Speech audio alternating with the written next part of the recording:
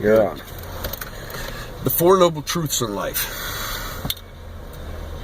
Truth number 1, there is suffering. There is suffering in this world. Now, can you deny that? This is an undeniable truth. There is suffering in this world. Otherwise, we would not know of the word, obviously. Number 2, the cause of that suffering is craving. We suffer because we want. We want what we don't have, and we don't want what we do have. We're just never quite satisfied.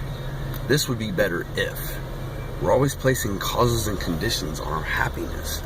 Why? Number 3, there is a cessation to this suffering. Now, when I say cessation, I did not say sensation. The word is cessation. Root word, of course, being cease, as in cease fire. This means the stopping, the ceasing of all suffering. There is a ceasing to suffering. There is a ceasing to our suffering. That is the third noble truth. This is what a svasti means. If you see the tattoo over on my side, there's a svasti in the very middle of the Buddha's chest.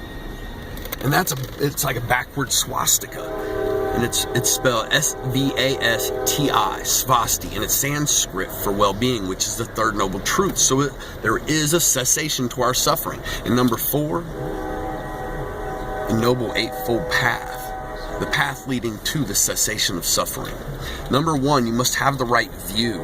And it's specifically stated that it is a singular word because there's only one right view, and that is the view of no views. It's like as a baby would see on its first sight, before it ever burns itself. No prior judgments, misconceptions, bias, any of that. None of that will play upon it. However, all with the wisdom that you've attained at this point in life. Being able to view things in that manner. That's the right view, the view of no views. Number 2, the right thought. Number 3, one of my favorites, if not my favorite. It's right speech. You must speak so as to aim at being cured, is the way Bruce Lee put it. Number 4, the right action. Number 5, the right livelihood. Our vocation, our job must not conflict with our therapy. In other words, our way of life, what we know is right. Number 6, the right effort. Some people say the right diligence, but because I could say I have a diligent effort. So to me, I use the word diligent to describe effort. Right mindfulness. I best heard mindfulness described bathing your newborn baby for the very first time.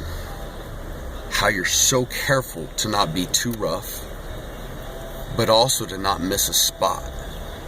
This is total mindfulness of the moment, total awareness.